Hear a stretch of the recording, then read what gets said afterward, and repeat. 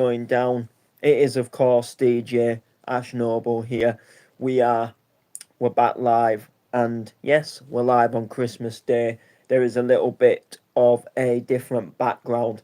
I just wanted to hop on to wish every single one of you a Merry Christmas. I normally try to do these streams on Christmas Eve, and in all honesty, I just didn't get chance to do it on Christmas Eve. So I thought I've got a little bit of time now. Let's hop on. Let's wish you all the most amazing Merry Christmas that I could, you know. And I want to give you a couple of little updates for between Christmas and New Year. So, yeah, I just want to start off by obviously saying Merry Christmas, big Merry Christmas to the IE Media podcast. The most crazy thing is that it has been just over a year since I went on to that podcast, and like I remember it like it was yesterday, and like I can't believe it's been a year already, but it was such a really, really cool experience to do that, to go on to that podcast. And it was really, really good to go on to a podcast and kind of talk a little bit about the different things I do, because I've done a lot of different things over the years, and probably one of the most noticeable things that I've done over the years is the reels that have blown up on TikTok. So the people that have posted me on TikTok, and a lot of people think that's the only thing I do. And then when I got the chance to go on to the IE Media podcast, it was a really good chance to say, well, look, I'm DJing, I'm music producing. So that was a really cool thing to do. But I can't believe it's been a year already since that went down and took place. That is crazy.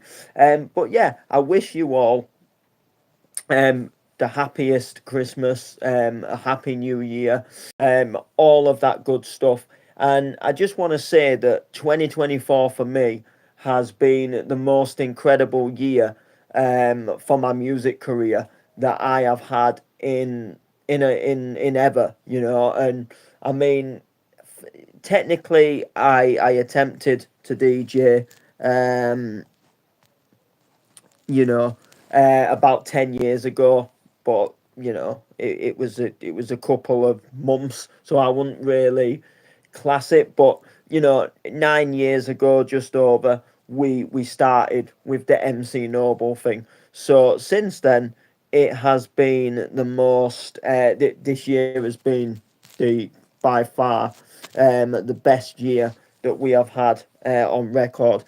Big Merry Christmas to you all. Big Merry Christmas to every single one of you that is locking in. So yeah, we've had such an incredible year, and it's really been amazing. We've had over 30 gigs across the UK,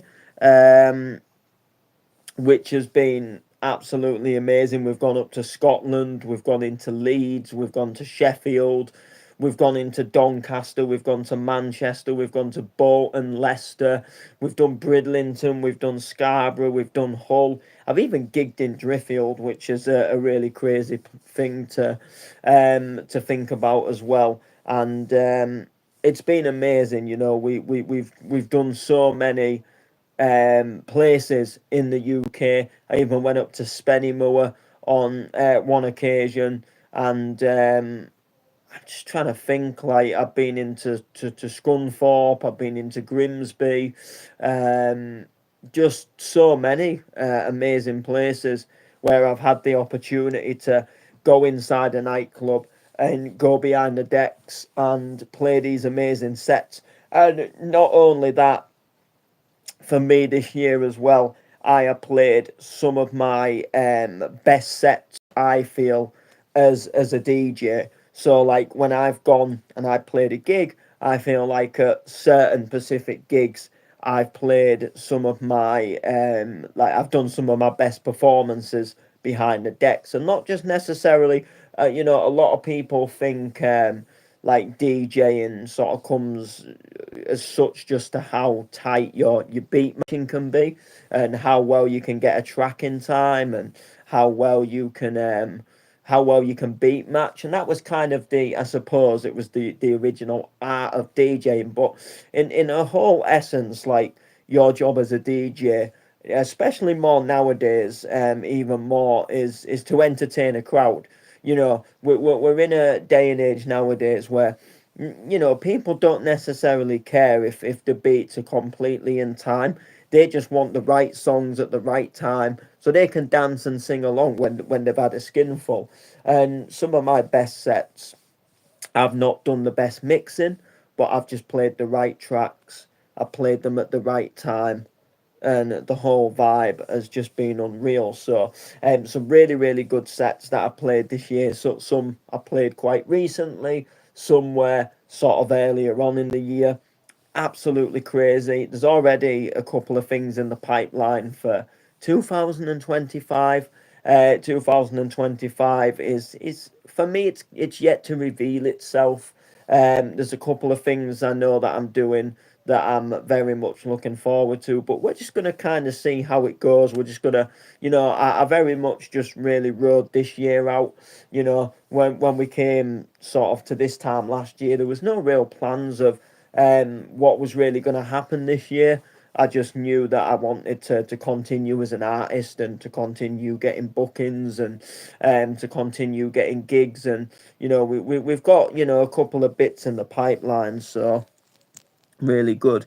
Um, big shout to Wonderful Horseshoe from Newcastle. Big Merry Christmas to you. We get a lot of spam in the chats. We get a lot of people that just come and leave nonsense messages, but it's just the way the internet works, isn't it? Unfortunately, as good as the internet has become, it has also become quite a. It can be quite a it can be quite a dark place as well, and you can get a lot of things on the internet that can really not help with with people who suffer like mental health and things, and troll accounts and scams and different things, and misleading videos that can send people down rabbit holes. And it's good to go down a rabbit hole, I think, in some instances, but it all depends on like the rabbit hole you're going down, and if it's like really like giving you that right information, or if it's kind of misleading. I at one point, I was quite sort of keen on going down some of these rabbit holes and reading things and watching things, and I realized it actually wasn't doing me any good reading them. Not in a sense as to like whether they were like true or false, but for me, they were making me feel sort of unhappy. Because I was thinking, like, if these are true and these things are happening, like, it's a very sort of um depressing situation. So I try to stay away from reading them, unless it's something like a bit more big and national. Then I'll be like, oh, what's going on? But yeah, absolutely.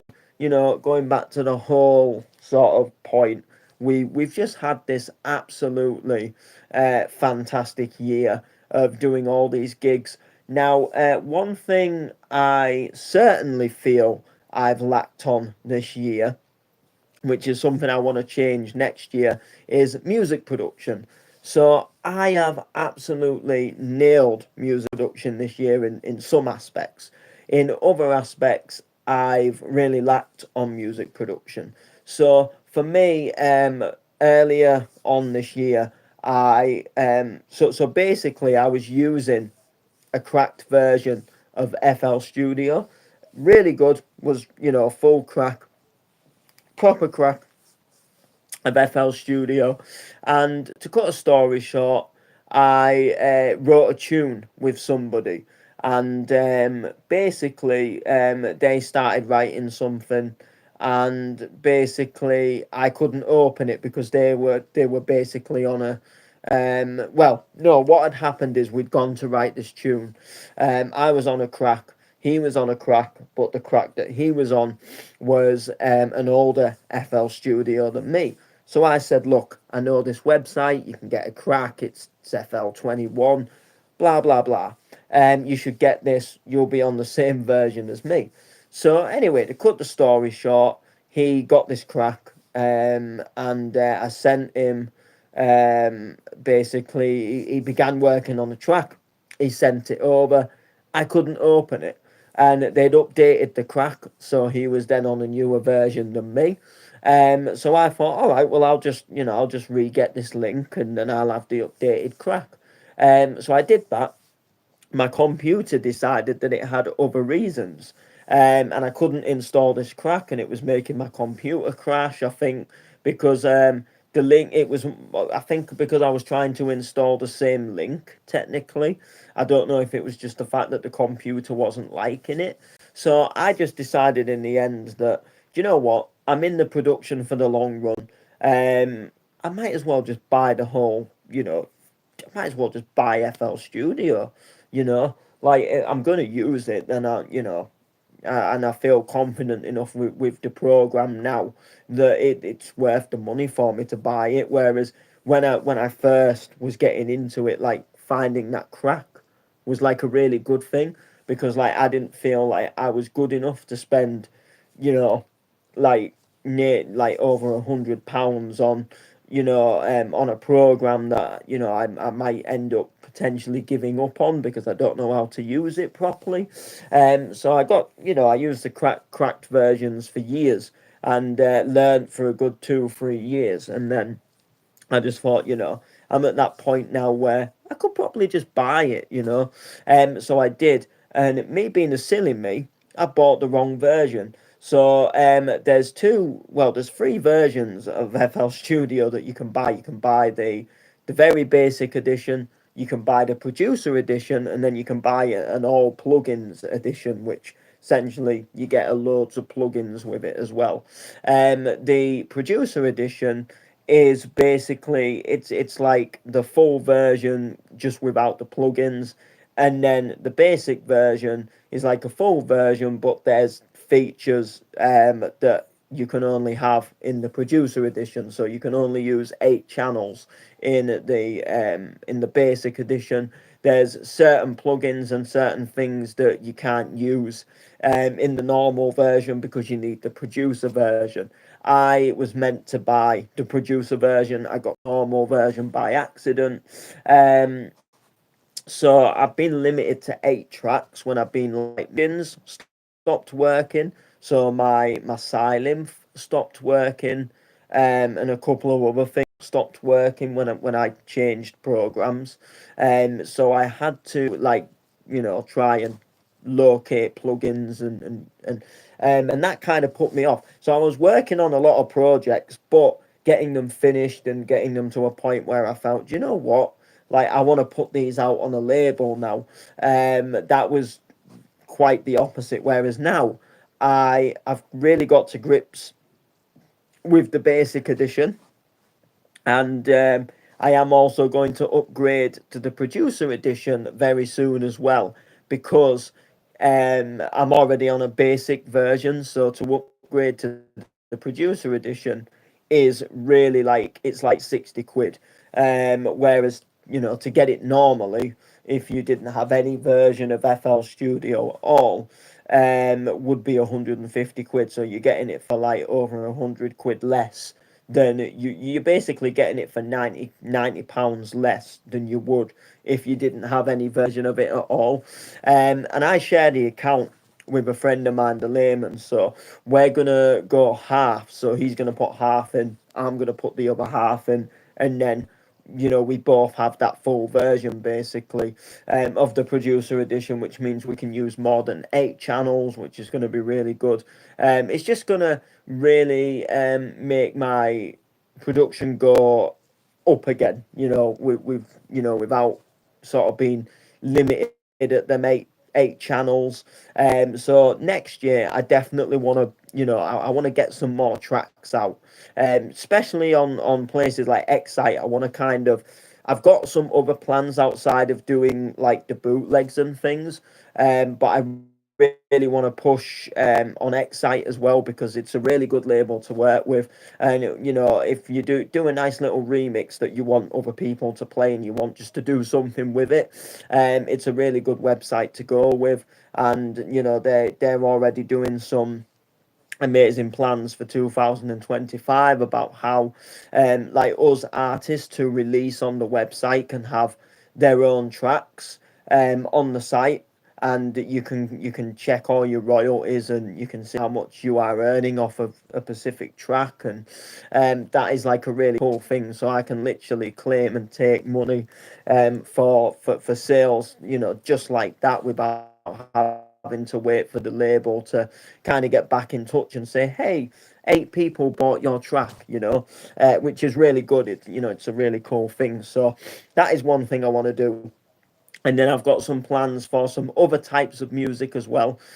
Sitting on something quite cool actually, that isn't completely finished, but I've got a feeling that if the right work is done to the track and it gets into the right hands of the right people, it could be a life-changing track. I'm not going to sit here and say it definitely will. I don't like to kind of talk big-headed, but I've had a little while back, I had a little bit of a kind of like sit down and a brainstorm, and I had a look at like commercial tracks, and I really started to think about commercial tracks and what do we see in commercial tracks. Like if you were to say stick on like the likes of Capital FM or BBC Radio 1, what's the kind of vibe, into a track? What makes a track do so well, like that? And I noticed that there's a lot of tracks that will take samples from like older tracks,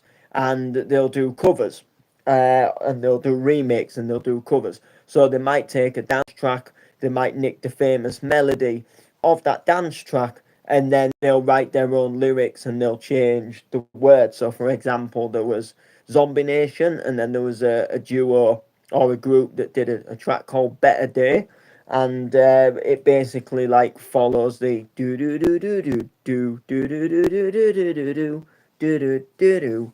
Hope there's a better day. So I was kind of thinking, well, is there something I could try that could be on that level? Could I take something from the past and kind of sing over it? Would it work?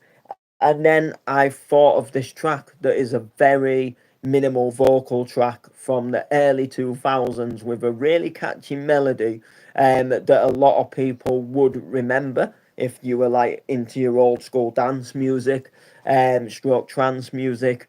And then also like new generations would probably pick up this melody and then listen to it, and they'd probably love it and like it. I started working on some is very, very on a commercial level, but it's still by far in very early stages. But it's definitely a plan for 2025. It's something I definitely want to do. So at some point, I'm going to be looking for a vocalist to sing something that we are going to put over the track, essentially. And then hopefully, if it was to say fall into the right hands, then basically it would maybe have all the chance in the world of potentially doing well.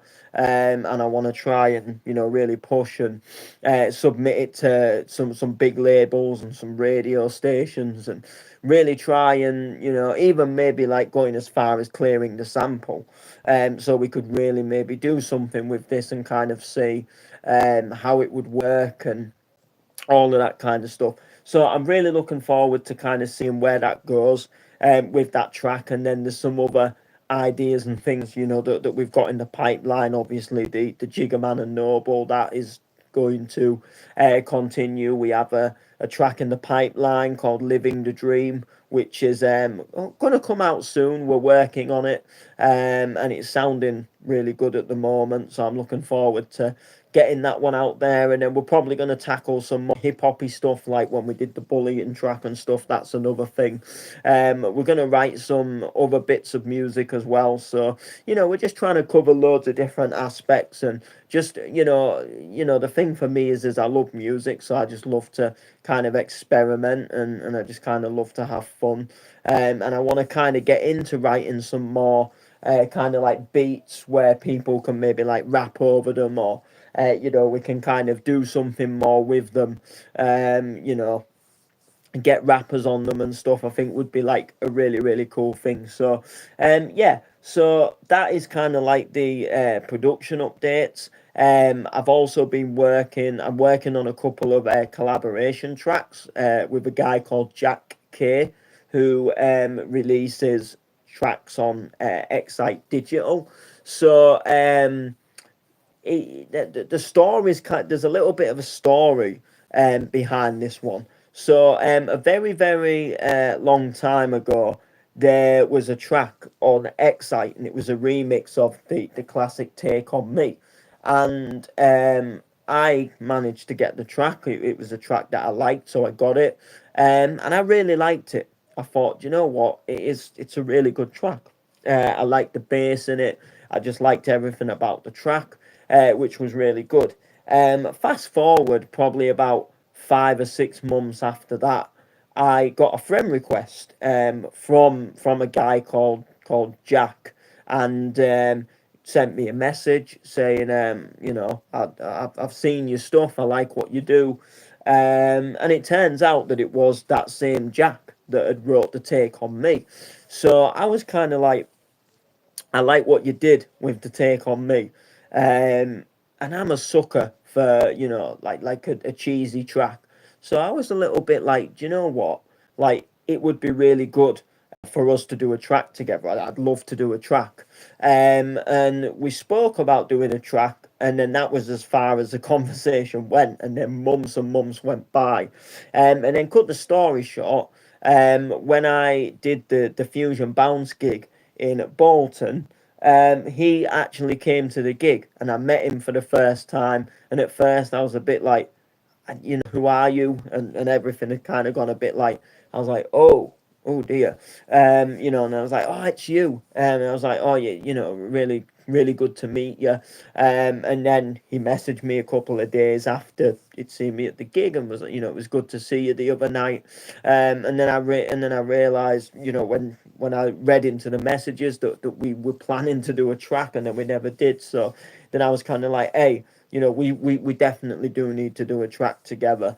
And he was like, yeah, sure, I'd love to do one. So next minute, I start writing something, doing a remix of something. I pitch a little sample clip over to him and say, look, this is just something I've started on. Is this something you'd be interested in, potentially doing a collaboration on? And then he was kind of like, do you know what, like, this is right up my street. Really like this. Let's do something with it. So I did a little bit more work to the track, and then I sent him the project over, and he's done loads more work to the track, and now he's just sent it back over to me. So I'm gonna probably have a little look at it tomorrow, when I get back home, just to he just basically sent it to me, like, to see if there was anything else that I wanted to change, and then we'd give it a master, and then we'd submit it for release. And then basically that's it really. And then I was like, we should do another track. We should just do a couple of tracks. So I pitched another idea to him. And funnily enough, he was already thinking about doing something with the idea I'd pitched to him of the track to remix. And I was like, oh, pretty cool. And I began working on that, and now I've just literally sent that over to him so he can work his magic. So hopefully, we can get this track sent off, and then we'll be pretty much about there with the with the next track, and then we can get that one sent off, and then that'll be two releases, hopefully in the pipeline for 2025, hopefully. So that's good. So while we're on the subject of releases, so I don't think I've mentioned, who may or may not know, last year I attempted to do an album called The Bass is Free. And essentially, it was an album. There was going to be 10 free tracks in the album. I was going to give it to people at Christmas last year, and then everything went as wrong as it could go. I moved house, and I found myself like really running short on time to get the album done. I said in the original like idea of the album, I said that I wasn't going to rush this. I ended up rushing it. I brought the album out, 10 tracks. It like it really annoyed me because there was some really good ideas there. Like the ideas were sick, and there was some really good tracks there, but they just needed like more to them, or they needed like the levels sorting on them. Um, Unfortunately, that was not the case. I don't, I put them out. No one really was interested in the album. I put it out, and then I kind of felt like, oh, I wish I hadn't. And then I didn't really promote it because I just thought I don't really want to push something out where some of these tracks don't sound like they're ready. Kind of fall into a little bit of a, you know, get forgotten about. People don't really mention it or talk about it. So this year I didn't really plan to do the same because I just thought, you know what, like I like the idea of doing it, and I'd love to do it again at some point, but it's a lot of work. Like the thing is like I had to guarantee that I had 10 tracks ready to go out, and that's like the really hard thing. And then you make some stuff and you feel that some of it's like good enough to go to a label, and then you think, but then I could save it for the album. And then so what I decided is yes, I was going to give some free tracks away this year. I'm not going to give away 10. I'm not doing an album. However, I am going to be giving some tracks away, and I'm just basically. I think there's about 6 tracks, maybe 5 tracks. Tracks that I'm happy to give away for free. So one of them is called "Better Off an Angel." Actually, sorry, it's called Angels Better Off. That's somebody else's version. Angels Better Off. So it's a remix of The Jade, Angel of My Dreams, with kind of like a mashup of the Alice DJ, Better Off Alone. And it was blowing up as a mashup on TikTok. And then a friend of mine called Robbie J did Better Off an Angel that got released on Excite. And then I really liked the track. Like I really liked the mashup concept. I liked what he'd done. So I wanted to do something myself. So that's gonna go for free. On the album. Another track is my remix of the Lady Gaga Alejandro. So a couple of people messaged me regarding that track. They wanted to know when it was coming out. They wanted to know what was happening with it. And basically, like I had no clue.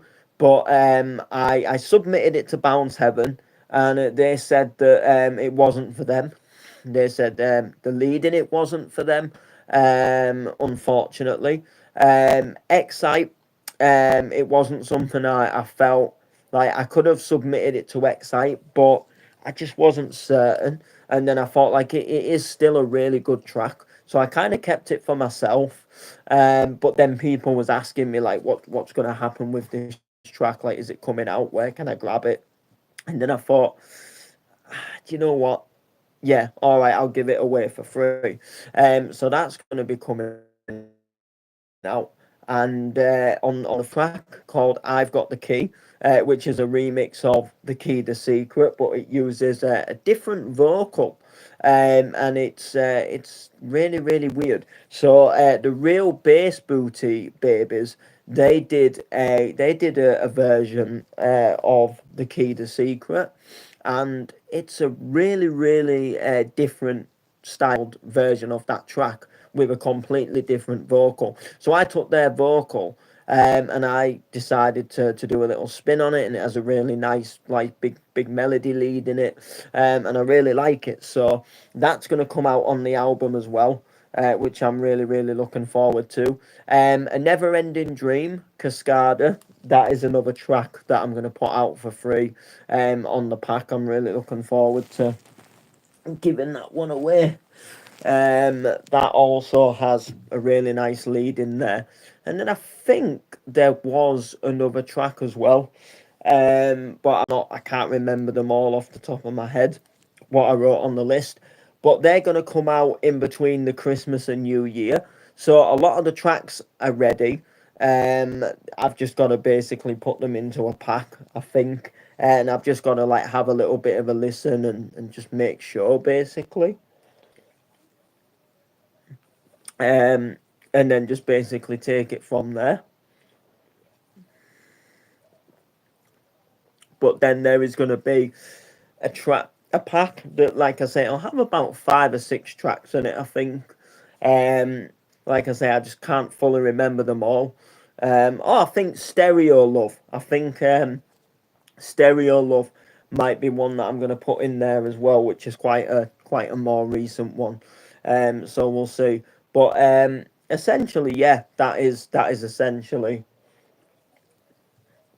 the score. So there we go. So yeah, but yeah, so like I say, we've got some plans for next year that I'm really really excited about. Again, mainly I'm just gonna see how the year goes. Gonna, hopefully just have a smashing year. This year, like I say, just went really really well. So I'm looking forward to hopefully things, going well in the future. So yeah, so make sure to like, make sure to comment, make sure to share, subscribe, all of the good stuff, and we'll see you soon.